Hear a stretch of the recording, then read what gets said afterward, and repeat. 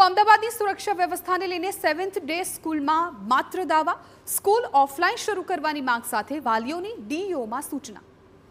6 દિવસમાં ધોરણ 10-12નું ઓફલાઈન શિક્ષણ શરૂ કરવાની છે માંગ। સિક્યોરિટી સાથે શાળા શરૂ કરાય તેવી વાલીઓએ માંગ કરી। ડીઈઓ રોહિત ચૌધરીનું પ્રત્યક્ષ શિક્ષણ શરૂ કરવા અંગે નિવેદન સામે આવ્યું છે। સરકાર પણ ઈચ્છે છે કે વહેલી તકે પ્રત્યક્ષ શિક્ષણ શરૂ થાય। કાયદો વ્યવસ્થા માટે પોલીસ અભિપ્રાય પણ માંગવામાં આવ્યો છે। સિક્યોરિટી બદલવાની માત્ર ખાતરી, પરંતુ હજુ સુધી કોન્ટ્રાક્ટ નથી અપાયો। 10,000 વિદ્યાર્થીઓના પ્રમાણમાં સિક્યોરિટી સીસીટીવીનો પણ અભાવ છે। શાળા હજુ પણ યોગ્ય સહકાર નથી આપી રહી। આ તમામ નિવેદનો ડીઈઓ તરફથી સામે આવ્યા છે।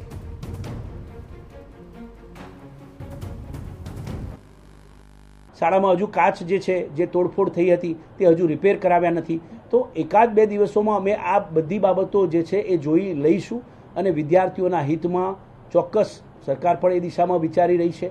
પોલીસનો અમે અભિપ્રાય માગ્યો છે।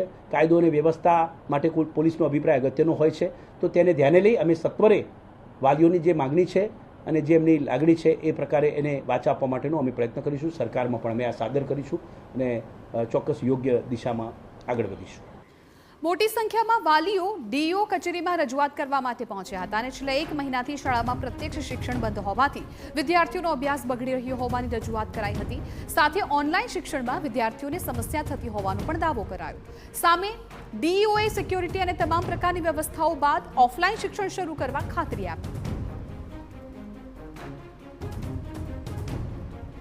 અંદર 10મા 12મા અને આનાથી લગતા 1-2 દિવસની અંદર બાકીના ક્લાસો આ સ્ટાર્ટ કરશે અને આમની જે બી પ્રશ્નો સ્કૂલ તરફ છે આ સાઈડમાં મૂકીને જોડે ચાલશે, પણ સ્કૂલ ઓફલાઈન ચાલુ થશે। આની વાયદારી સાહેબે અમને એશ્યોરન્સ આપી છે કે સિક્યુરિટી સાથે તમારા બાળકોને તકલીફ ના પડે આવા અમને સ્કૂલ ચાલુ કરવાની પ્રયત્નો સાહેબ જોડે ચાલુ છે।